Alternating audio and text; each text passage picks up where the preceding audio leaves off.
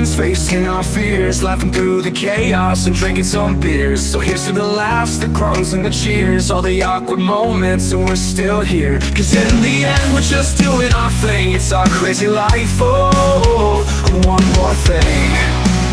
Oh, one more thing. Oh! Welcome to Oh and One More Thing, a podcast where two longtime friends try to figure out what the heck is going on with this crazy thing called middle age. It's a mix of stories of how we navigate our lives and maybe some questionable advice. Some days we're wise, other days we're just trying to remember where the heck we left our phone. So join us as we laugh, groan, and maybe even learn a little something about surviving in the second half of life. Oh, and one more thing.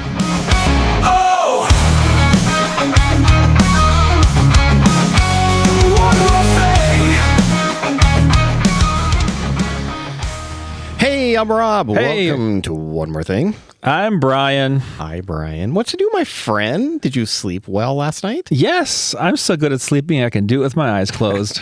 Yes, you are.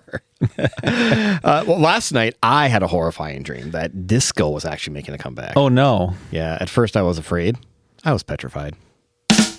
That's funny. I will survive by Glory Gaynor. Right? I get it. Yeah. I kind of want to sing the full song right now. Right? Boy, am I a product of the 80s. I don't know. We all are. Well, Actually, the song is from 1978, but who's counting? it's close enough, right? Yeah. It played a lot in the 80s. How are you with technology? I usually get a little confused by it and frequently have to ask my kids for help. Don't we all? I know, right? Find me a millennial! This old dog can learn new tricks, but it takes a little longer than it used to. Yeah. Technology just changes so fast. It's hard to keep up. Maybe it's easier for you. You're more the techie one than me. I'm more the creative one in this relationship, and you're the technical guy. I don't know about easier, but yes. Well, at least that's how I see it. Yeah. So hopefully that's okay with you. Yeah. You're the one running the soundboard and making everything. I just make everything look pretty. That's true. I run the soundboard because we don't have a producer yet. I mean, well, yet. What? We're working on it. Hey, like and subscribe, people, so we can get a producer. Oh, yeah. I actually enjoy that part of us doing the podcast. It's been a learning experience, as you can probably tell if you've been listening since the first episode. Sound quality was not the best out of the gate. Hey, we're getting better. We're getting better. Yep, better with each one. And yes, your strength is definitely the creative. I love the Oh and One More Thing logo you created and our title song you put together. That's killer. Thank you. That's kind of where I excel. Yep. So I think people our age usually struggle a little with technology. At least I do. It seems the tech culture today definitely skews younger. Oh, for sure. Especially towards older techies like us. Yep. When I started my career in graphic design, we didn't use computers. We did everything on the drafting board by hand. Everything. Everything. So it's like cutting, pasting, Yeah. everything. It was all paced up. It's crazy. It's like adult art class. Yeah, it was adult. Yeah. Yeah, totally. I love art class. All right. But fast forward today, and the graphic industry is completely different. Yeah. And with the development of AI, it's probably going to change again. But hopefully, I'll be retired by then. Right. Do you use a lot of AI in your day-to-day work right now? I don't use it a lot, but Okay. I do go into AI and dabble in it because I do need to learn it. Yeah. Yeah. I mean, you're almost forced to at this point. I mean, how can you get around it? Well, you can. It depends on like my particular clients that I work with. Yeah. They don't want us to use AI. Okay. So it's really hard then to go learn AI. Yeah. And, because I can't use it in a daily function. Right. So I have to figure out ways to get it into my process. Yeah. That makes sense. Our kids grew up with technology and we didn't. Right. Yeah, my first exposure to using a computer was in middle school playing the Oregon Trail on an Apple IIc. Do you remember that? Yeah. Yeah, the green screen, almost no graphics. It was horrendous. Had to input every command using the keyboard. There wasn't such a thing as a mouse. I mean, technology in the past 40 years has truly grown by leaps and bounds.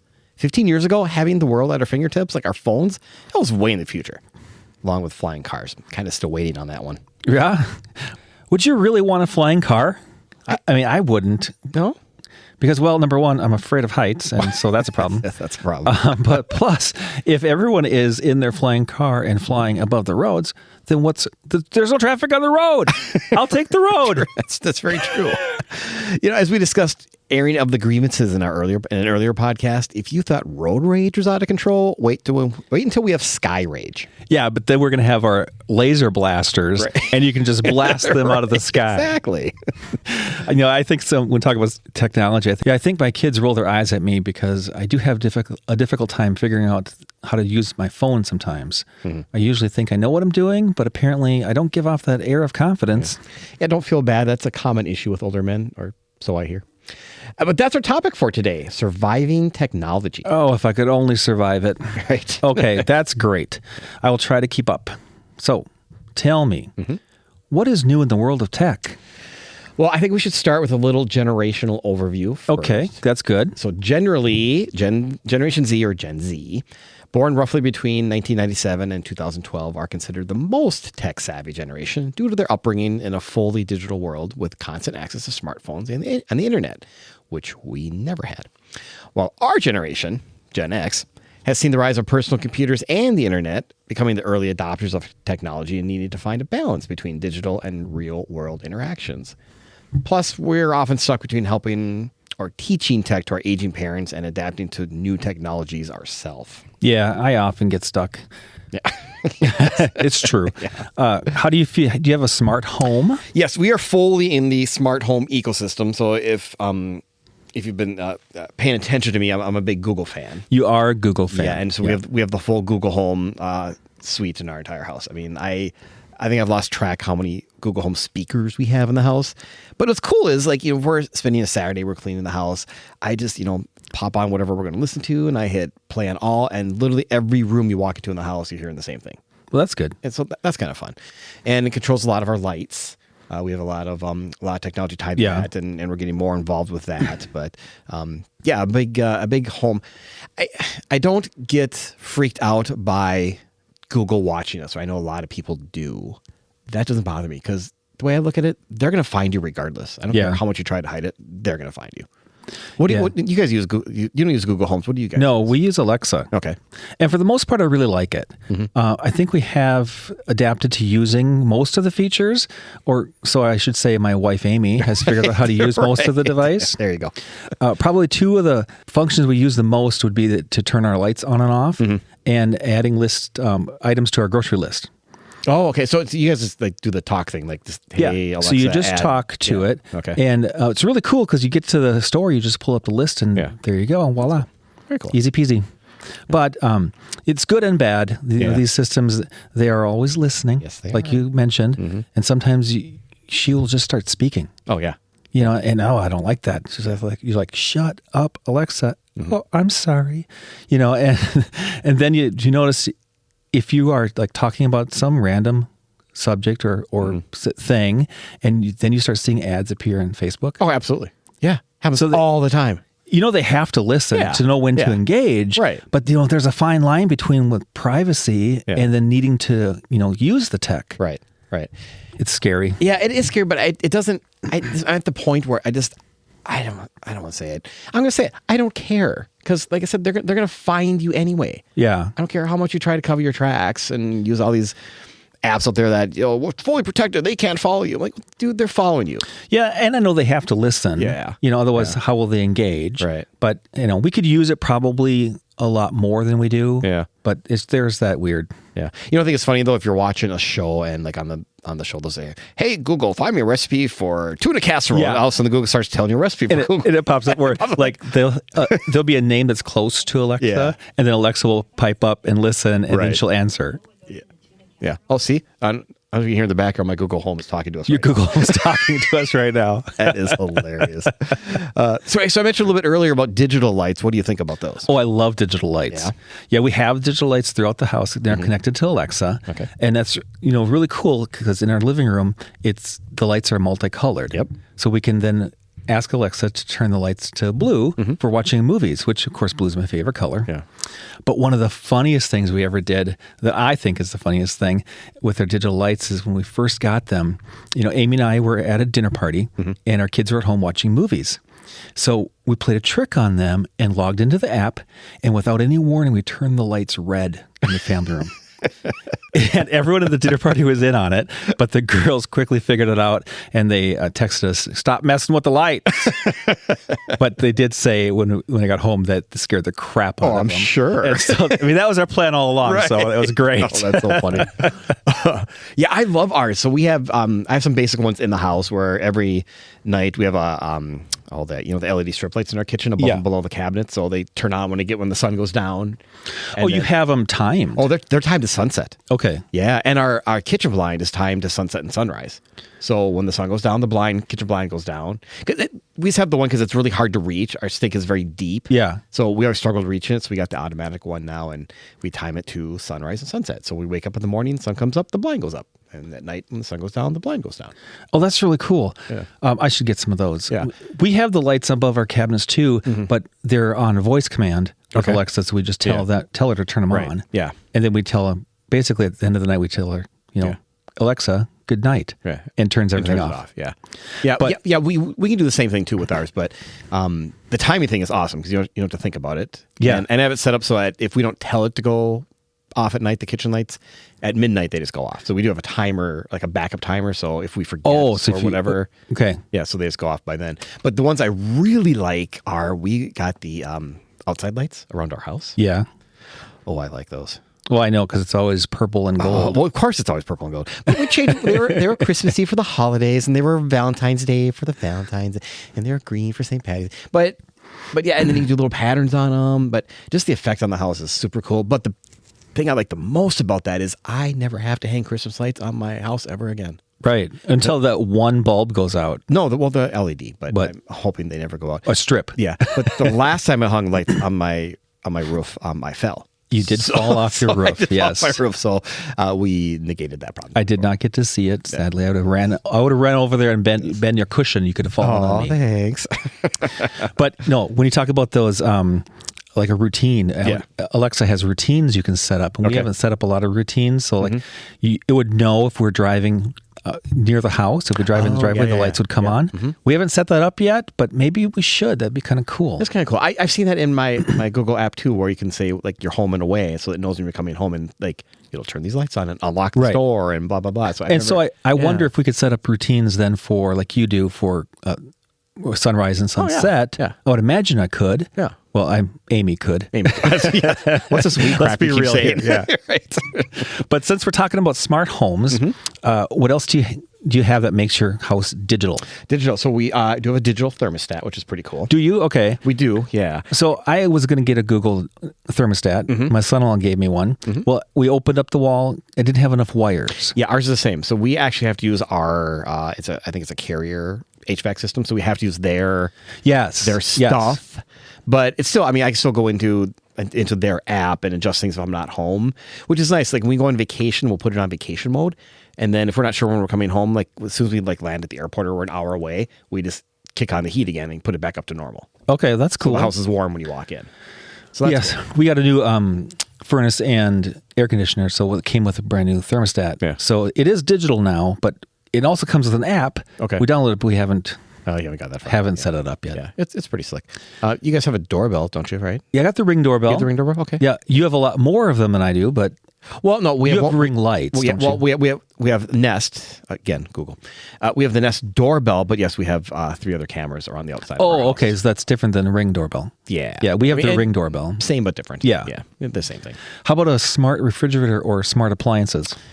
Kind of. We don't have the refrigerator, but our oven and our microwave and our dishwasher, we can, they're all Samsung and they're in the Samsung app and they are connected to the Wi-Fi. Okay. What's cool about the oven though is it's cool, but it's also weird. But so you have to, before you leave the house, you could turn on the timer mode on the oven and then go out and do your things. And when you ever want to start cooking whatever you're going to cook, you can go into your app and say, turn the oven on.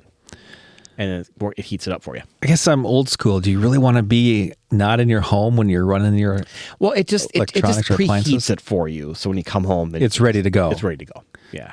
Got to do it fast. No, we don't have any of those things digital. I think our washer and dryer is new and it can be digital, but we've not accessed any of those features. I'm not going to start a little laundry when I'm gone. No, but my dishwasher will tell me when it's time to run a self-clean. Oh, well, that's nice. Yeah. Yeah. Little reminders like that. Other than this, you open, there's a smell. And I could, right, there's that too. But I could easily see I think our next, well, obviously, I guarantee our next washer and dryer will probably have that. But if you're in another room, you always hear the little buzzer or the bell or the cute little song it plays when it's done. And if you have an app, it'll say, I'm done. So you'll know. And then you must rush and run to the laundry room to change your laundry. Well, I don't like to let my stuff sit in the dryer for too long because it gets wrinkly. Oh. So I do like to get it hung like right away. Well, I hang all my clothes to dry. Well, I don't hang to dry, but I refuse to iron. So I don't iron. Yeah. Well, but I work at home. You do work at home. Nobody sees me. I wear sweatpants and a t-shirt every freaking day. It does not need to be ironed. It does not need to be. All right. How about phones? So I clearly I have a Google. Yep, I got an iPhone, and all of us in our friend group have iPhones, Except for me. except for Rob. And you know what's funny? Our entire family all have Googles except for my wife, who has an iPhone. Oh, And she will not switch. at least she's part of my group. Yeah, then. she's part of your group. Yeah. So. But I'm pretty much Apple everything. Yeah. So that's my computer, everything that I've got. Yeah. Yeah, I kind of like that. I do switch back and forth a little bit from different kinds of tech, but Okay. how about like Apple AirTags? Do you have those? Well, not Apple, but again, Google. But yes, I do have little tags. Actually, I don't have my keys with me. I have on my keychain, and I have one in my backpack. So if we ever go somewhere, like we need luggage or something, I just take one off there, put it in my luggage, so I can track my luggage. Yeah, I have one just for my luggage. Yeah, I don't have it just for my luggage. But if I ever lose my keys, You are way more techie than me. Well, when it comes to computers, I'm Apple computers. Are you PC? I'm PC. You're PC. I'm PC. Yep. That's sad. I know, right? iPad or tablet? Google tablet. I see it. Okay, if I had an iPad, well, first of all, if I had a device, it would be an iPad. It would be an iPad. Yeah. You know what's funny? So my wife also has a tablet. She has an iPad, and we both use them. We probably use them on a daily basis. Usually it's when we're watching TV and we'll like play a couple little games or get caught up on emails, or she likes to shop a lot on Amazon and things like that. So Yeah. yeah, that's probably where we use them the most. But what mine is pretty cool is also a smart home display in the kitchen. Okay, so it's dual purpose. Dual purpose. Yeah. Yeah. I would want it to do something more than just me scrolling on it. Yeah. That's why I don't have it. It's like I really don't. You walk away from my computer, I really don't want to be on another computer, even though we all know your phone is a computer. It is. Right. And I'm on it all the time. Right. Not the same. The kitchen one, though, I have used that a few times to either like I'll ask about a recipe, like I'll just talk to it and say, hey, I'm looking for blah, blah, and it brings up a recipe. Yeah. Or it's YouTube videos. It'll show somebody doing whatever, and I've watched it and paused it and keeps your hands free while you're doing your thing. Oh, you're talking about a recipe, not like your YouTube dance that you're trying to No. figure out. No. I don't dance. I know you don't dance. I'll have none of that. Are you a smartwatch guy? Apple Watch? Pixel Watch. Pixel Watch. Yep. Again, if I were to wear a watch, Yeah. it'd be an Apple Watch, but I don't wear watches. Yeah, that's my wife's excuse for not switching out of Apple because she loves her Apple Watch. Yeah, I mean, my kids have them and they swear by them, but I just don't want anything on my wrist. I originally, before I started wearing a watch, I was the same way because I never wore a watch for No. 20 plus years. But I love getting the notifications on there. I love the step tracking. I love Yeah, a lot of good benefits to it. Yes. I just can't, the feel of it on my wrist is what bothers me. I would put that in the same category as when you're growing your beard out. The itchy? The itchy, you have to get past that itchy stage. Yeah. You have to get past So- the wrist wearing stage. Because I've had a beard for so long and I don't have the itchy stage anymore, you're saying that if I would start wearing a watch, Right. I'd get to that, You get that point.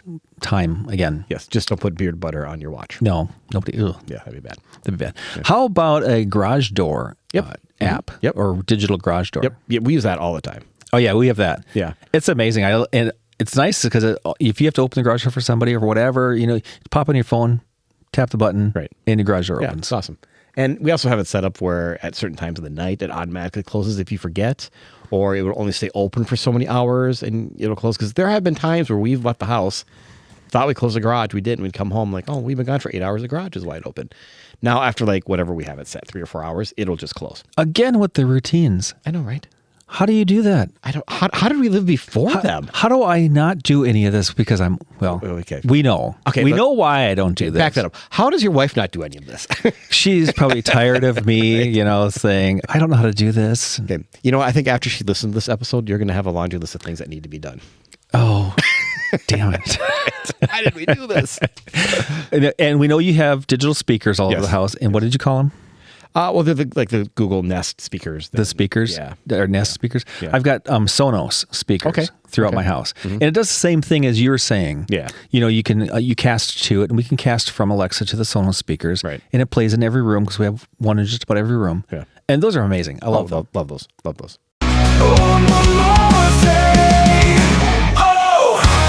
Hey, this is Rob. I wanted to take a moment to talk about Spring Green. I've been using them since 2007. They provide fertilizer, weed control, lawn insect control, and core aeration services for my lawn. They also spray for mosquitoes, which is huge in Minnesota, and new later this year, liquid aerations and home pest control. They're a locally owned and operated company, super easy to get a hold of and work with. They'll give you the attention and service that you deserve. Visit their website at spring-green.com for a price quote specific to your property and to sign up for service. You can even register for autopay or prepay to save a little bit of cash right there on the website, or shoot them a message with any questions. That's spring-green.com, spring-green.com.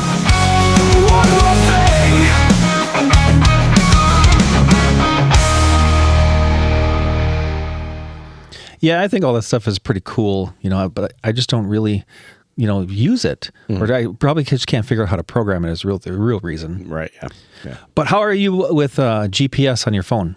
Oh, I use it every day. Every day? You don't know where you're going every day? No, I do know where I'm going, but I use it, so I have to drive through the seventh layer of hell that is 494 in the Bloomington Strip, and I use it for traffic avoidance. Oh, okay. That makes sense. Yeah, so every day when I go to work and every day when I go home, and it just pops up in my car. It's the first thing that comes up. It's our built-in. Yeah. Built in the screen. So I just hit home and I hit work, and it just. So it'll just show you where traffic is and then give you another route. Yes. That's cool. Yeah. You know, can young people even figure out how to get it anywhere if they don't have there's no way. GPS on their phone? Not a chance. No. You know, I think it's one of the best things you can do for yourself is to learn how to read a physical map and find your way around even without a map. Absolutely. You know, use a good old-fashioned navigation skills, understand landmarks, and know actual directions. You know, where's north? You know, I've always tried to teach my kids, you know, how to find north and quiz them on their way to get around without the GPS. Yeah, I think even thinking back to the MapQuest days, I don't know if they could read a MapQuest. Oh, right. Exactly. I think that would be challenging, and that wasn't that many years ago. We lived by those. And it's interesting when you learn more about how the United States organizes the interstate system. So this is cool. Yeah, so you can start to understand direction on a much larger scale. So in general, the interstate naming system runs east to west. They all end in 0. So I-10, 20, 30, et cetera. And all the interstates that run north to south, those end in 5. So, 35, 45, 95, 85, et cetera. And there are exceptions to the rule, of course, but right. I don't begin to understand the rules of the nation's highways or the government in general. But so don't shoot the messenger, to soak up the sweet knowledge on your next trivia night. That's right.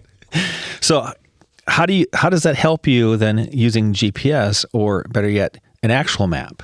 Well, having a general understanding of roads gives you the basis for navigating, like the general grid pattern designed for local roads. So generally speaking, if you travel south long enough, you will hit a crossroad. Right. And all the crossroads you run into can start to give a sense of where you are, and eventually you run into a major highway, helping you understand navigation. That's how I learned how to figure out navigation. Yeah. You know, understanding the direction I was going, like, you know, where north is. You can figure out where north is basically by the sun. Right. You know, but navigating through a city, okay, that's a different story. Oh, yeah. You know, I get into a city and I am lost. Yeah. But don't they usually? They do work off of a grid pattern. Yeah, but it depends on if you're like in Minneapolis or St. Paul. I mean, according to a former governor / pro wrestler. Oh, that guy. Yeah, that guy. St. Paul streets were designed by a bunch of drunk Irishmen. And that's his comment, not mine. So not my fault. Okay. All right. Okay, new topic. Okay. How do you get your music or your podcasts? Variety of ways. I do listen to Sirius XM once in a while, YouTube Music, and really old-fashioned radio. I am very... every day I listen to local KFAN radio, sports radio, and listen to the morning show every day. But I typically listen to music or podcasts on the way home. I now I listen to my music through Spotify all the time. Yeah. And so I'm in the office and I'll play music, and it's always a Spotify list. And Spotify curates a list for me now because Okay. I've played it so much that Right. it knows what I like. Yeah. And it's really cool. But I used to think that you had to own all your music to listen to. That was the old way of thinking. Yeah. But, now moving into the age of digital, and my kids are convincing me to do more streaming of Yeah. my music. And so that's what I've kind of gravitated towards. Yeah. And I stream everything to our Sonos speakers, which we talked about. Yeah. And it's great. However, we continually have problems with Alexa connecting to Sonos. Okay. So that's that whole programming Right. issue that I've got. Right. And, we can play along and all of a sudden it just stops, and Okay. she just has I think she has learning difficulties. Yeah. I mean, maybe she's, because Alexa's Amazon, maybe she's trying to sell you something and she just gets confused. Yeah. I think she's confused. Yeah, right. Well, as mentioned, I obviously use Google. Back in the day, like you mentioned, that you used to have to own your own music, and I had easily 600 to 700 CDs in my house. Yeah. Easily. I think I still do. Yeah. Oh, well. And cassette tapes. So back when iPods were huge, I didn't have an iPod, and I wanted an iPod, and I found this place on the interweb where you could send them all of your CDs. Oh, and they'd convert them They to convert MP3s. them all for you. And they convert to MP3s and put them on an iPod and send you the iPod back. But they kept the CDs. That was the Okay, rub. that was So got it. you give them your 700 CDs. They give you all your music on an iPod. And So you trusted them with your 700 and CDs. Scary, no, this is how long I was in this house. So it's within the last 18 years I did this. Yeah, I sent them. They sent me an iPod. I mean, how crazy that's and cool. dumb was I? I know. To box up 600 CDs and just send them off, hoping they're going to send me an iPod. Hoping you get that. Right? Yeah, that's crazy. And you have those AI goggles. What are they called? No, they're not AI goggles. It's a VR headset. Okay, VR headset. Not the same thing. Yeah, the VR headset is kind of, you stay in your house and you play games and like a shadow box. And the AI goggles are the things that are like your digital assistant in your eyes. Like you can see everything right in front of you. Okay. I don't have that. Okay, but the VR you do. Yes. Now, I use those, I think, only a couple times. My daughter has a pair. My son-in-law has a pair. And I played only that laser type game where you yeah, slice the box shooting at you. Oh, that's fun. It's fun. I think it's really a good time doing it. Yeah. But, you really lose your sense of balance. Right. So the AI glasses you were talking about, those are like the Ray-Ban Meta glasses? So what do? They leverage the AI and enhance everyday experiences, right? Yeah. Mm-hmm. Okay. So I was reading a little bit about them. Okay. And I guess they do sort of that, you can do the hands-free photo video capture. Okay. So, and voice control action. So you can be wearing these glasses and ask it for, an AI assist, and it can play it right in front of your lens so you can actually see the result. Yeah, see, while you're wearing the glasses. Yeah. I've seen. I've never had them on or used them. I've just kind of seen a couple things here and there, but yeah, that's crazy, isn't it? Yeah, it's just like so science fiction. Yeah. But there are some models that will overlay those directions, and it also do what's really cool is they'll do translations. So it'll pick up another language, and translate it in your ear with the glasses on. Oh, that's cool. I want those. Yeah. Those are so cool. That sounds cool. It's kind of spendy. Yeah, I'm sure. Yeah. The translate thing, I've never actually used it, but my phone has that, Google Translate, and if I'm wearing my earbuds, right, like I can hold the phone up to somebody's talking in a different language, it'll just automatically translate it to English right in my ear. I gotta try that. Yeah, I definitely I need to find somebody who speaks a lot of like Spanish that I don't know and just hold my phone up to them and see what happens. Hi, don't mind me, but speak into this for me. I'm just listening. That's all. It's not awkward at all. Not awkward. Yeah. How about those self-driving cars? Oh, self-driving cars. Oh, those are crazy. Yeah, that freaks me out, man. It does. Yeah. I don't think I want to be in an Uber or a taxi that doesn't have a driver. No. I have visions of, what's that Arnold Schwarzenegger movie that... Total Recall. Yes, Total Recall. Yeah. Great movie, by the way. I love that movie. I watch it every time it's on. But... Yeah, he gets in the taxi. I'm not doing that. When he has that mask on, and it's malfunctioning, and it starts to peel and the away, face pops away. Face pops. That's awesome. Get ready for a surprise! Bam! Yes. Oh my gosh, that is too crazy. That is funny. How about you? Have you heard of the Aura ring? I've heard of it, but I don't really know what it is. I think it'd be pretty cool. So it's just a smart ring that tracks your variety of health metrics, and including sleep, activity, body temperature, that sort of thing. And you just kind of wear it as a regular ring, and then it sends the information up to an app. Okay. So basically my Pixel Watch. A lot like your Pixel Watch, yes. Oh, I could get the ring instead of wearing a watch. You totally could. Well, there you go. There's your in. I'm putting that on my Christmas list. Oh, you should. Amy, if you're listening, I would like the Aura ring. There you go. No, but what finger does it go on then? Because it obviously can't go on your ring finger. I mean, that would just be blasphemy. Do you see the rings that I'm wearing? Oh my, you're very true. Very true. All 0 of them. All for our non-video people out there.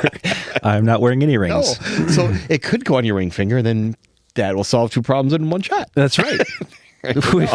we solving life's problems right here. Yeah. Yeah. I mean, do you think you could go a day or a week without using technology at this point? I don't think I could. I don't think I could either. I mean, it's crazy how it's such an integral part of our lives now. Yeah. I mean, it's just even your phone. I mean, I can't. I'm addicted to my phone. God, yeah. And my nose isn't a thing all the time. Yeah. I mean, find me somebody who's not addicted to their phone. They'll say they're not, but there's no way. Like when we used to have our internet go out on a semi-regular basis, I seriously would almost rather have the power go out instead.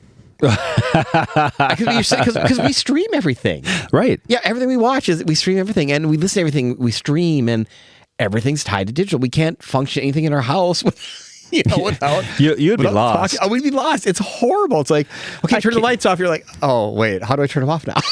Like, I don't know how to do it. Yeah, you have to have the manual overrides. Yeah. But like our kitchen lights, I mean, they're just plugged into an outlet. They don't have a switch. Like our LED lights on our cabinets, they're not on a switch. They're just plugged into a regular wall outlet. So you have to use an app or talk to them to turn them off or on, unless you physically. So you'd have to physically unplug them. You'd have to physically unplug them. Yes, I mean that turns them off. But okay, so like my strip lights have an actual button. okay, Then it's plugged in. okay, yes, you might know. So I can actually go and use the manual switch on them. But see, I got smarter. So these lights in our recording studio right now, we have LED lights around the ceiling, and I had an unused light switch, so I tied them into that. Oh, that's good. Did everybody hear that? We have a recording studio We're in our studio with this big plush couch that we're sitting on. It's very plushy. Yes, I love it. How has your job changed because of technology? Oh, well, my job used to be all manual, right? But now that everything's digital, it's constant. It's only computer. Yeah. All the programs that we use are in the cloud. So all our meetings are virtual. Yeah. And since I work at home, and the company I actually work for is in Toronto, so we don't meet in person. Everything's digital. Right. Everything's digital. So it's kind of a complete 100% 180 from how I learned my career. Right. And it's funny because that became the norm during COVID, and now there's such a push to get everybody back in the office. There is in certain industries. In certain industries, yes. Yeah. In the creative industry, it's thankfully for me, it is not. Right. It is staying home. Right. How about for you with the world of lawn care? Oh, it's changed drastically. I mean, even 5 years ago, we used to do everything. Everything was paper invoices, paper maps. People would still use their phones like Google Maps and things like that. But now, I mean, everything is on a tablet, and we can send our routes and our invoices.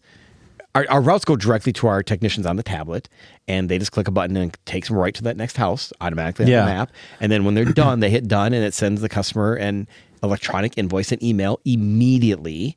So there's nothing hanging on the door anymore. It's all automatic, and the customer can then automatically go right on the website and see that service was done, and the invoice is in their account, and leave you a 5-star review. And reviews are so huge right now for any business. That's what drives a Google search. So yeah, like we are asking our customers for Google reviews because we need that to raise us up on the Google search to help find us. But what's nice about it though is it creates an immediate connection to your customers where, 5-10 years ago, unless you physically knocked on the door and they were physically home, you would really never interact with your customers unless they physically called you on the telephone to ask a question. Sure. And now 95% of our communication is either email or text. Okay. Well, as a matter of fact, I got an email and a text today from you You did? about that my lawn will be serviced Well, tomorrow. There you go, all right? Because we love you. We want to make sure you know that we're going to be there. And how about Chat GPT? Yeah, so I don't use Chat GPT per se, even though it's probably the most widely used, as was the first one to go mainstream. Right. Yeah, and I know there's Apple has their AI, Apple Intelligence. I haven't used that. Yeah, see, Apple, they're so tricky on their little acronyms. Yeah, they are. Yeah, but I use Google Gemini, which is basically the Google version of Chat GPT. It's kind of the same. I use the Chat GPT a lot. Yeah. You know, if I need to write something, okay, here's a little trick for you, everybody. Okay. So if you're in a business, do you have to write goals for your career? You just ask ChatGPT to write them for you. Yes. You just kind of give a couple bullet points, write me a goal about achieving this. They will spit out that goal, and I'm like, done. Lock it up. It's ready to go. I don't have to think about it and write it, because writing goals have always been the worst thing. Oh, they're horrible. They're horrible, and everybody fudges them anyway. No. Nobody. No, Everybody nobody does that, Adam, my boss. Not listening. Not listening. Very true. Very true. Yeah. How about passwords? Oh, my God. Don't get me started on passwords. How the heck are you supposed to remember all the passwords to hundreds of accounts that I have? Yeah. So here again, I'm going to rely on don't let the powers of the cloud scare you, because I do get scared by the cloud. I know you do, but here's the deal. So I'm going to give you two scenarios here that one you'll like and one you probably won't. So the one you're not going to like is trust the Google password manager. So when I'm signed into Chrome, how do I get past my own fear of trusting that manager? You don't be 60 years old. Well, I'm not yet. But so everything I use on my Google Chrome is when I'm signed into my account, it saves all my passwords for me. So when I go to a website, it automatically remembers the password and boom, you're in. So the key to that is obviously don't forget your Google password. Right. That's the big one. And that's okay. Yeah. You know, I can remember one. Yeah. But right now I have a spreadsheet. Okay. I have a very easy tool, so you don't need a spreadsheet anymore. Uh-oh. It's very simple. Okay. So you have your main password. I'm gonna call it, just for S's and giggles, your password is Grover. I don't like Grover. Can we pick a new one? Fine. Or usually has to have a number and a capital. So you do like a capital G, Grover 15. So that's your password, right? Okay, move on. Okay. So your main password is Grover 15, but you're never going to use Grover 15, because what you're going to do when you go to your first website, you're going to go shop at Target. Your password is going to be TAR Grover 15 GET. Get it? Target is in between Target. So it's always the name of wherever I'm going. So now when you go into Amazon, you're going to go AMA Grover 15 ZON. Therefore, your password is different on every single website. So you're saying if I could just figure out what your main password is, I can get into all of your accounts. Oh, in a heartbeat. Yes, you could. Okay. But I've got a new mission. Yes, right. But I did start doing that a few years ago, and seriously, it way simplifies your life when you're trying to remember passwords. So did you have to go back and... Yes. You did? You have to go back and rename or save every password? One. And it is a pain in the butt. But actually, it would be a good exercise to get rid of all the accounts I don't need. Yes. I could get down to only 2 pages in my spreadsheet then instead of 3. Yes, you could. Yes. So that's my tip of the day, folks. And for more tips, be sure to follow us on the socials, mainly Facebook and Instagram at Oh and One More Thing Pod. And drop us a line at ohandOneMoreThingPod@gmail.com. That's right.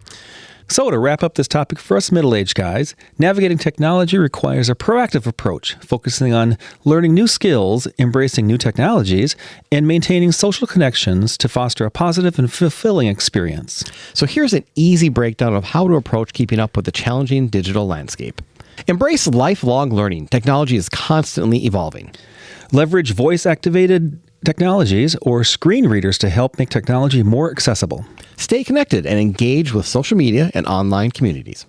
Address age-related challenges, which include cognitive decline, processing speed, see, I can't even do it, and memory issues. And consider your future and keep an eye on new technologies and be an early adopter. So I guess we really are surviving technology. I think we are. Oh, and one more thing. It's Rob's birthday tomorrow, so everybody wish him a happy birthday. Aw, thanks, Brian. I appreciate it. Bye, everyone. Bye. I think AI is listening to us right now. Of course it is.